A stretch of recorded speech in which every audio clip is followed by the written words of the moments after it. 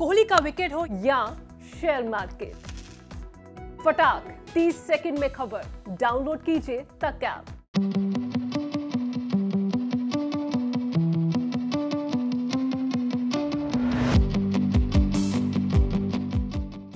Hello दोस्तों, मैं हूं अमित त्यागी और आज मैं आपको मिला रहा हूं एक ऐसी अभिनेत्री से जिन्होंने एक चुटकी सिंदूर कहकर बॉलीवुड में ऐसी छलांग मंगाई कि छपाक कर दिया। और उनकी जो ताज़ी जो लेटेस्ट फिल्म है गहराइयाँ, वहाँ पर एक बार सिनेमा का एक नया अध्याय मैं कहूँगा, क्योंकि हीरोइंस जो कर सकती हैं वो दीपिका से मैं कहूँगा कि भारतीय सिनेमा में इनका बड़ा योगदान है।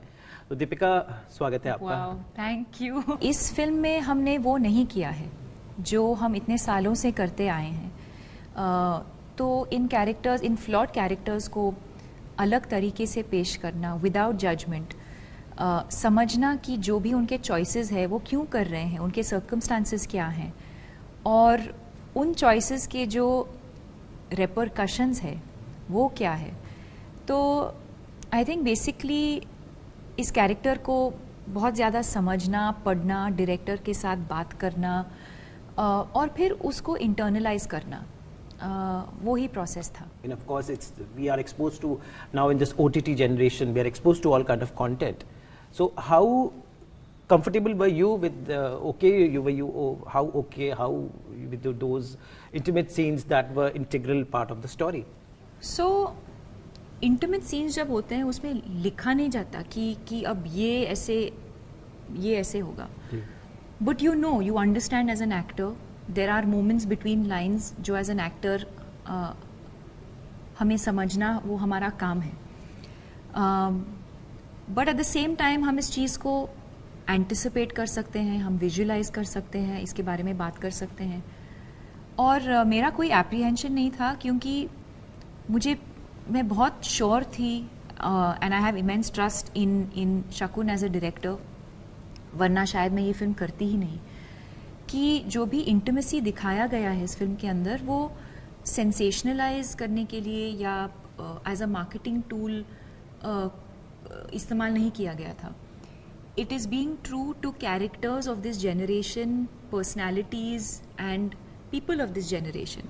तो अगर हम एक न्यू एज या कंटेम्प्रेरी ऐसी एक फिल्म हम बना रहे हैं about love, about relationships, about couples, उनके जो स्ट्रगल्स होते हैं, जो कॉन्फ्लिक्ट होता है, अगर ये सब हम दिखाना चाहते हैं और उसके बीच में हम इंटीमेसी नहीं दिखाएंगे, then we are not being truthful to the characters, we are not being truthful to the story.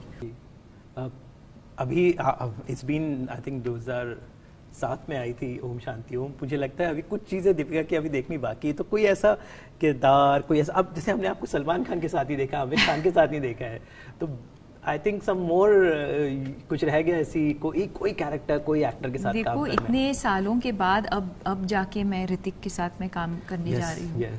तो आई थिंक चाहे वो सलमान हो या आमिर हो या anybody else for that matter, I think जब when the time is right वो हो जाएगा। आई डोंट थिंक मेरा अप्रोच ये कभी नहीं रहा है कि हाँ मुझे इनके साथ काम करना है and based on that I choose my films. That would be extremely dishonest on my part. हमेशा जो कहानी है, जो स्टोरी है, जो स्क्रिप्ट है, मैंने उसको फॉलो किया है, मैंने उसको सच्चाई से चूज़ किया है, गट इंस्टिंक्ट को लेकर चूज़ किया है। And I think everything else जब when the time is right वो हो जाएगा। आई थिंक लॉट ऑफ आप काफ़ी सारे प्रोजेक्ट्स आने को तैयार खड़े हैं। तो I think Pathaan is there, so many, list बहुत लंबी है आपकी। तो अभी आपके फैंस आपको कहाँ और देखेंगे? गहराइयाँ आई थिंक 2022 बड़ा अच्छा शुरू हुआ है, तो आगे और क्या क्या एक्साइटिंग चीज़ें लाइन अप?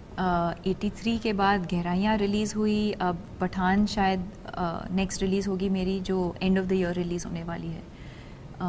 उसके बाद उसके बाद fighter and then the intern.